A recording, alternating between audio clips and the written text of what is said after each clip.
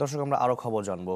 এভারকেয়ার হাসপাতাল থেকে সরাসরি যুক্ত হয়েছেন আমাদের সহকর্মী মুহাজির হক। মুহাজির, সবার চোখ এখন একদিকে এভারকেয়ার হাসপাতাল, আপনিও আছেন হাসপাতালের সামনে, অনেক জটলা দেখতে পাচ্ছি। সেখানে কোনো নেতাকর্মী এসেছেন কিনা বা ডাক্তাররা কোনো লাস্ট কোনো ব্রিফিং করেছেন কিনা জানাবেন।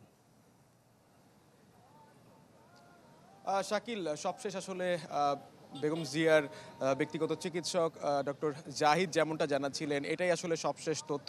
এবং আমাদের কাছে এটাই সবশেষ তথ্য হিসেবে আমরা জানতে পেরেছি যে বেগম জিয়া সবশেষ আসলে কী অবস্থায় তিনি রয়েছেন।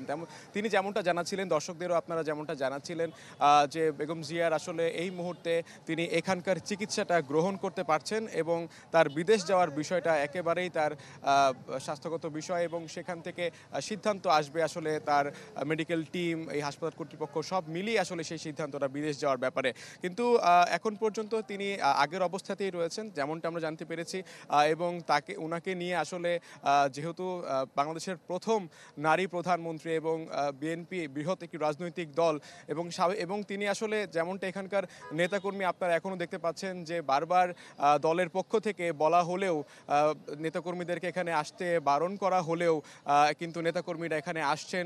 তৃণমূল পর্যায়ে থেকে শুরু করে আমরা কিছুক্ষণ আগেই দেখতে পেয়েছিলাম এখানে লুৎফুজ্জামান বাবর সহ দলের আরও সিনিয়র অনেক নেতাকর্মীরা আসছেন। তারা দেখতে আসছেন, তারা কথা বলছেন, তারা গণমাধ্যমের সঙ্গেও কেউ কেউ কথা বলেছেন, এবং সবার কণ্ঠেই কিন্তু আসলে একটাই চাওয়া যে বেগম জিয়ার জন্য আসলে দেশব্যাপী দেশবাসীর কাছে দোয়া চাওয়ার বিষয়টাকে গুরুত্ব দেওয়া হচ্ছে। কারণ এখন উনার যে অবস্থা, দীর্ঘ অনেক দিন তিনি আসলে অসুস্থতা এবং নানান ধরনের জটিল সব রোগে আক্রান্ত।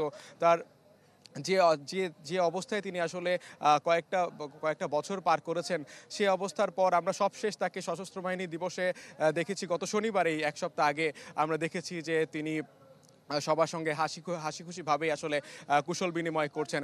আমরা দেখতে পাচ্ছি যে এখানে একটি ব্যতিক্রমভাবে একজন কোরআন তেলাওয়াত করছেন তিনি। বেগম জিয়ার জন্য আমরা তার সঙ্গেও কিছুক্ষণ আগে কথা বলেছিলাম। তিনি যেমনটা আমাদেরকে জানাচ্ছিলেন যে একটু সবাই তো আসলে আসছেন, এখানে দেখতে আসছেন, সবাই এখানে ভিড় করছেন, কিন্তু তিনি এক পাশে বসে তিনি কোরআন তেলাওয়াত করছেন, এবং গণমাধ্যমেও তিনি আমাদেরকে জানাচ্ছিলেন যে এই কোরআন তেলাওয়াতের মাধ্যমে তিনি আসলে চান যে বেগম জিয়ার সুস্বাস্থ্য কামনা, এবং দেশব্যাপী তার জন্য যে দোয়ার আয়োজন করা হচ্ছে সেই বিষয়গুলোও কিন্তু এখানকার নেতাকর্মীরা জানাচ্ছিলেন যে এই দোয়াটা এখন অব্যাহত থাকুক। এই দোয়ার কল্যাণেই হয়তো বা বেগম জিয়া আসলে সুস্থ হয়ে ফিরবেন। এখানকার তৃণমূল পর্যায়ে নেতাকর্মী থেকে সবার ভাষ্যটা কিন্তু ঠিক এমনই ছিল। এবং এভারকেয়ার হাসপাতালের সামনের আপনারা অবস্থানটা দেখতে পাচ্ছেন কিছুটা কম। দিনভর আসলে আমরা দেখেছি যে এখানে নেতাকর্মীদের যে জটলা ছিল, ঢাকা মহানগর উত্তরের পক্ষ থেকে তাদেরকে নির্দেশনা দেওয়া হচ্ছিল বারবার যে এখানে ভিড় না করার অনুরোধ করা হচ্ছে।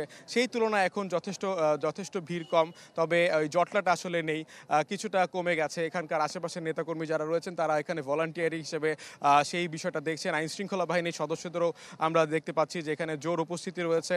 তারা এই বিষয়টা নিয়ে খুব তদারকি করছেন। তারা আসলে যেমনটা আমরা খবরেও শুনেছি যে এই হাসপাতালে কিন্তু বেগম জিয়া ছাড়াও এখানে আরও ৩০০ রোগী রয়েছে, তাদের জন্য আসলে কোনো ধরনের হ্যাসেল পোহাতে না হয়, কোনো ধরনের ঝামেলা পোহাতে না হয়, এই কারণে এইসব জটলার কারণে সেই বিষয়টাকে কিন্তু আসলে বিএনপির হাইকমান্ডও বিশেষভাবে গুরুত্ব দিচ্ছেন। এবং দিন শেষে আসলে এখানকার যে সার্বিক অবস্থা গত ৩ দিন ধরেই কিন্তু আমরা গণমাধ্যমের কল্যাণে অনেকটাই জানতে পারছিলাম যে এই অবস্থা থেকে আসলে তিনি এখন যে অবস্থায় রয়েছেন সেখানে আসলে দোয়াটা খুবই গুরুত্বপূর্ণ। এরকম প্রায় ৮০ বছর বয়স হয়ে গেছে, তার দীর্ঘ দিনের আসলে তার অসুস্থতা নিয়ে তার বসবাস, সেই বাস্তবতায় এখন যেমনটা আসলে নেতাকর্মীরা যেমন বলছিল, অনেক নেতারাই বলছিল যে সামনে নির্বাচন রয়েছে, একটা সংকটময় পরিস্থিতি, পুরো জাতিকে ঐক্যবদ্ধ করার জন্য আগামীর বাংলাদেশে এই মুহূর্তে আসলে বেগম জিয়াকে খুব প্রয়োজন। সে কারণেই এখন সবাই আসলে একটা সুখবরের আশায় রয়েছে, একটা সুসংবাদের আশায় রয়েছে।